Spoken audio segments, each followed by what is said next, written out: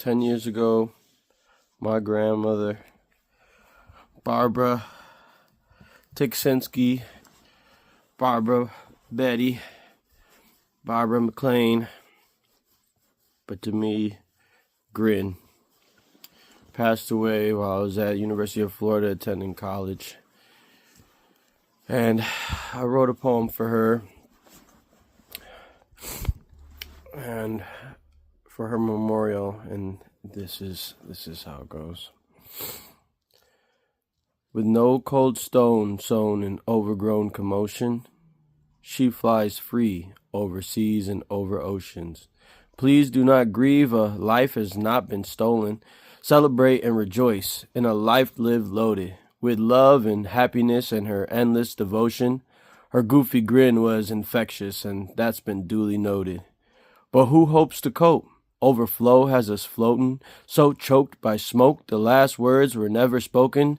So I go, retrieve memories, because there she still breathes, and that's no hocus pocus. The scene seems so serene, seeing you all here, you're the closest. Friends and family to her, and to me, you've all been potent. So feel your feelings now while we're all here to help you hold them. Don't fear any tears from young girls to grown men. Give in to everything, if only for the moment. Free yourself of these emotions, there's no need for you to tote them. We're all the start of her next chapter. There will never be a the end. 10 years ago, I was attending University of Florida in one of my final semesters when I got the news my grandma on my mother's side had gone into the hospital for what we all feared would be her last time. Over the years I attended college, her memory had been deteriorating. So much so, she wasn't the same person I had left when I graduated high school. After multiple bypass surgeries and countless bouts of pneumonia, Alzheimer's was just another disease on the list of her chronic illnesses.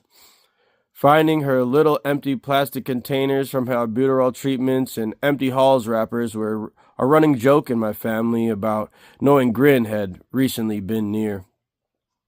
But what I remember about her best was her being my best friend and my biggest cheerleader. If she could help it and wasn't visiting one of her other grandchildren, she was at every one of my games, concerts, recitals, you name it. If she could be there, she was there. And it didn't end there either. She lived with my mom, dad, sister, and I for a majority of my youth, always willing to play a game of rummy, sorry, Connect Four, Mancala, even Monopoly. She always seemed to have an endless amount of energy and attention for me. When she moved away, she would still come to visit and stay on the bottom bunk in my room. We would talk until the wee hours in the morning about anything under the sun, until we were told to turn the lights off and go to bed. And even then, we'd carry on in a whisper. Her ability to listen and hold space was and still is unmatched in my life to this day. I can't imagine my life without her. I don't know how anyone gets on without someone like her in their corner. I was incredibly blessed to have such an amazing role model in my life, and I can't believe it's already been 10 years since you've been gone. I still remember how you would help me clean my room, read me bedtime stories, and sing me lullabies. I still remember making you coupons for free head scratches and foot rubs. I still remember our lone phone calls when you moved away, before I even had a cell phone. And it still breaks my heart I wasn't able to be there to say goodbye. Our agonizing love of the lovable loser Cubs was one of our closest bonds, wasting away summer days with the radio on in the background, always resorting to rooting for next year. Taught me something about faith, even as she was a self-proclaimed atheist, which she changed just for me because I thought it sounded like a bad word, even though I wasn't any more religious myself. But she was well-read, well-cultured, and well aware of a little bit of everything throughout world history. She was a humanitarian. She was nurturing and caring. She was a feminist. She was a rugby player. She was a rabble-rouser. She was strong, and she raised some of the strongest women in the world. My big, bald, burly Polish uncles aren't anybody to sneeze at either. Even my long-lost aunt, found after her passing, has so many of her features and embodies her curious, exploratory nature. She is the matriarch of an awe-inspiring family, and I am who I am because of her. Bald, fascinated with paisley and old women's jewelry and decor, a gardener, and I have the distinct ability to listen and entertain children. My heart remains young because she showed me you can play at any age. She was silly, goofy, wacky, a hoot, and a riot. She made me into the Mad King. Mad King Keaton. Now, I'm mad in many ways for many reasons. Mad the world is the way it is, especially in the US. And mad like the Hatter because I don't subscribe to the reality handed to us through the powers that be. I live outside the lines and in between the cracks. I carry the heavy burden of caring for my fellow man and life as a whole. I'm here on a mission from Source to inspire people's passions, raise the vibration of the earth, and encourage the evolution of consciousness. To do so, I've buried myself in personal studies around spirituality and philosophy while continuously working with my hands in the earth, on my art, and with my heart to protect what is important to me. I do all this with a flair and a lust for life, which can be seen as ostentatious and over the top. But to me, the creative way I live is how I get to know myself and the world and leave a little soul flavor in my wake. You see, my view is we are all swimming in a hot pot of water, steeping our souls in life. Many of us keep our flavor stuck inside, afraid to share it with the world. In such cases, we can deprive the world and ourselves the depth and beauty of our being by resisting the flow of life. It's not without good reason we keep ourselves bundled up. Having faced traumas in our past from the cold and harsh opinions and actions of others have taught us that it's not safe to be vulnerable. Which brings us to another way I came to be the Mad King. This being, I seem to have lost my sense of reason. Our minds contain stories about who we are based upon past experiences and wrap us up in our egos to keep us safe. There is, however, a natural dichotomy between safety and freedom. The more we clamor and cling to safety, the less free we can be. And the reverse is also true. Freedom from the ego, the mind, or reason can be particularly risky.